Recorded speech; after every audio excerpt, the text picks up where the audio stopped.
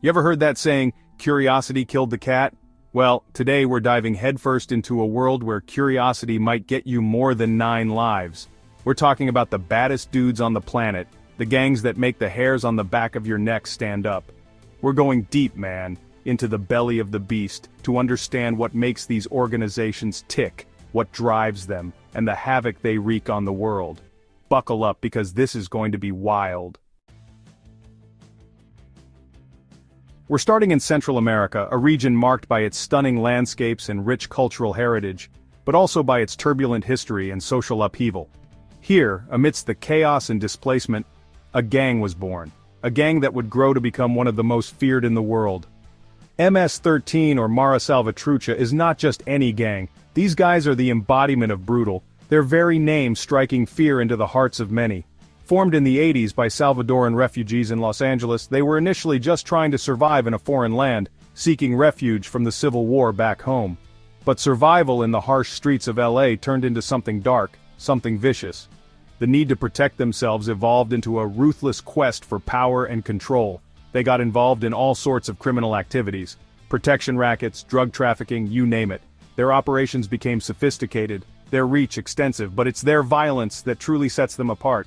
Their willingness to use extreme brutality to achieve their goals is what makes them so terrifying. We're talking machetes, brutal beatings, straight-up executions. They use violence as a tool to send a clear message: cross us and you will pay the price.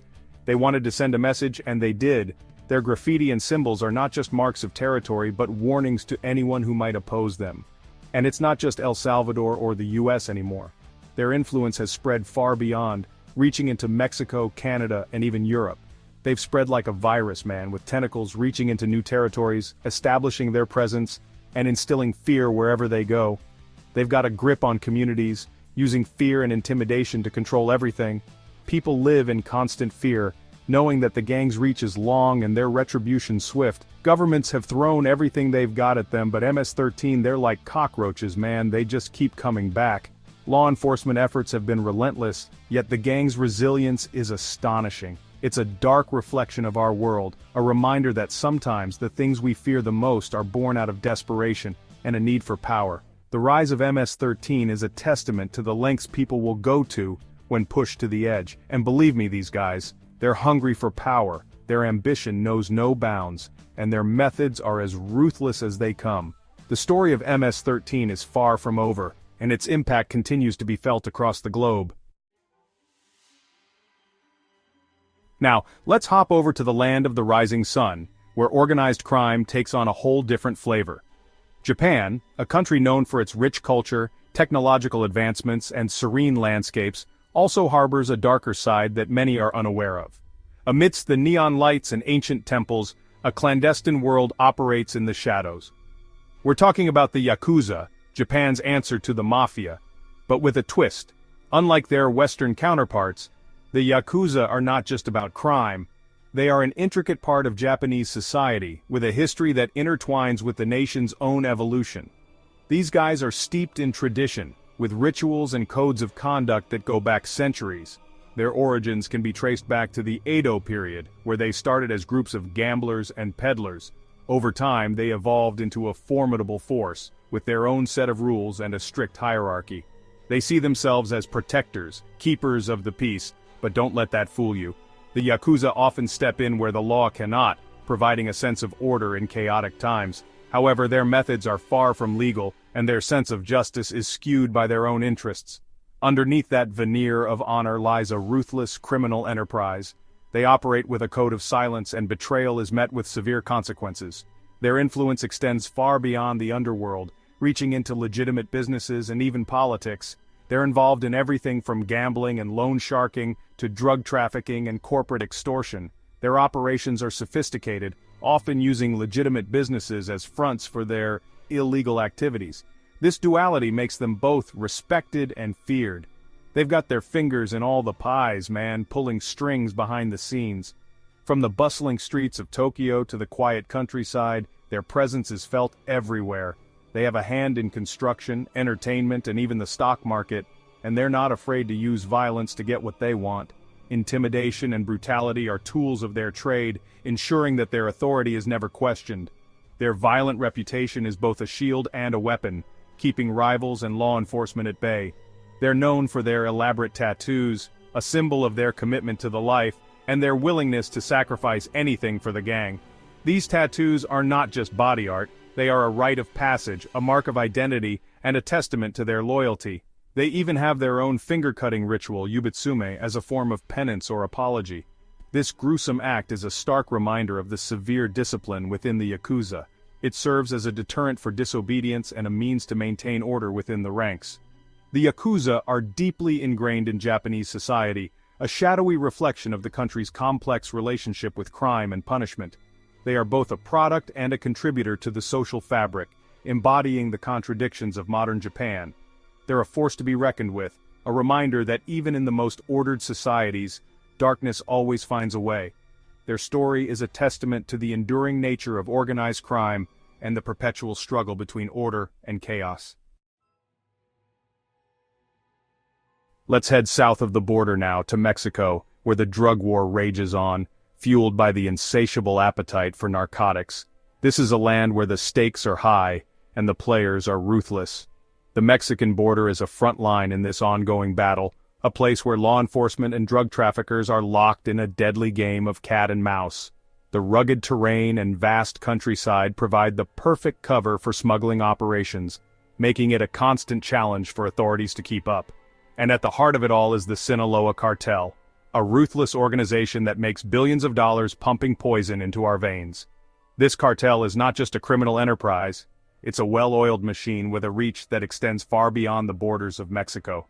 They control vast territories, and their influence is felt in every corner of the globe. From the bustling markets where deals are made to the hidden labs where drugs are produced, the Sinaloa cartel operates with a level of sophistication that rivals any legitimate business. These guys are the kings of cocaine, controlling the flow of drugs from the Andes to the streets of America. Their operations are meticulously planned and executed, ensuring that their product reaches its destination without a hitch. The journey of cocaine is a long and dangerous one, passing through multiple hands and crossing numerous borders. Yet, the Sinaloa cartel manages to navigate this complex web with ease, ensuring a steady supply to meet the insatiable demand. They're masters of logistics, with sophisticated smuggling networks that span continents. From hidden compartments in vehicles to ingenious methods of concealing drugs in everyday objects, their creativity knows no bounds. The cartel's smuggling routes are mapped out with precision, taking into account the ever-changing landscape of law enforcement efforts. They adapt quickly, always staying one step ahead of the authorities. They bribe officials, they intimidate rivals, and they don't hesitate to use extreme violence to protect their turf. Corruption is a key tool in their arsenal, allowing them to operate with impunity. Bribery ensures that certain eyes are turned away, and intimidation keeps potential threats at bay. When all else fails, violence is the final resort, a brutal reminder of the lengths they will go to maintain their dominance. Their former leader, El Chapo, was a legend in the underworld, a man who escaped from prison twice, once in a laundry basket, and once through a mile-long tunnel. His escapes were the stuff of legend, showcasing the cartel's ingenuity and resourcefulness. El Chapo's ability to evade capture made him a folk hero to some, but a nightmare for law enforcement. His eventual capture and extradition to the United States marked the end of an era, but the cartel's operations continued unabated. He's locked up now, but the cartel, it just keeps going. The arrest of a single leader does little to disrupt the intricate web of operations that the cartel has built. New leaders emerge and the business continues as usual. The Sinaloa cartel is a hydra, a multi-headed beast that is nearly impossible to kill. Each time a head is cut off, another one grows in its place, ensuring the cartel's survival. They're like a hydra, man. Cut off one head, two more grow back. This resilience is what makes the Sinaloa cartel so formidable. They have the resources, the manpower, and the will to continue their operations no matter the obstacles. Their adaptability and relentless pursuit of profit make them a constant threat, not just to Mexico, but to the entire world. The Sinaloa cartel is a stark reminder of the human cost of the drug trade, the violence, the corruption, and the endless cycle of addiction. The impact of their operations is felt far and wide, leaving a trail of destruction in their wake. Families are torn apart, communities are ravaged, and lives are lost. The cycle of addiction feeds the cartel's profits, creating a vicious circle that is difficult to break. It's a war with no winners, only casualties. The fight against the Sinaloa cartel and the broader drug trade is a daunting one, with no clear end in sight. The human toll is immense, and the challenges are many. Yet, the battle continues, driven by the hope that one day, the tide will turn, and the cycle of violence and addiction will be broken. Now we're back in the States, where gang violence has plagued cities for decades, and no discussion of American gangs would be complete without mentioning the Bloods.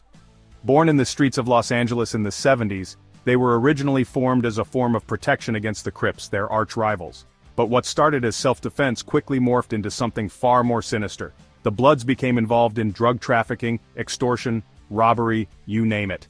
They carved out their territories, marked by the color red, and defended them with ruthless aggression. They have a complex hierarchy, with different sets operating independently, but all united under the Bloods banner. Their rivalry with the Crips has claimed countless lives, turning neighborhoods into war zones. It's a tragic cycle of violence, fueled by poverty, lack of opportunity, and the allure of the streets. The Bloods are a stark reminder of the challenges facing many inner-city communities, where gangs offer a sense of belonging and purpose that's often missing in the outside world. And of course, you can't talk about the Bloods without mentioning their rivals, the Crips. Formed in Los Angeles around the same time as the Bloods, the Crips quickly rose to prominence, becoming one of the largest and most violent street gangs in America. They're known for their blue bandanas, their cryptic hand signs, and their ruthless enforcement of their territory. Like the Bloods, the Crips are involved in a wide range of criminal activities, from drug trafficking to murder. Their rivalry with the Bloods has fueled decades of violence, leaving a trail of devastation in its wake. But the Crips are more than just a gang, they're a cultural phenomenon. Their influence can be seen in music, fashion, and even language. They've become a symbol of street life, both alluring and terrifying. The Crips are a complex and often contradictory group, capable of both great violence and surprising acts of kindness. They're a product of their environment, a reflection of the challenges and contradictions of American society. So there you have it, a glimpse into the dark underbelly of our world, where violence reigns and loyalty is tested in blood. These gangs, they're a product of their environment, a reflection of the inequalities and injustices that plague our societies. But they're also a reminder of the resilience of the human spirit, the ability to find community and purpose in the most unlikely of places. It's a dangerous game they play, a game with very real consequences. And it's a game that unfortunately shows no signs of ending anytime soon.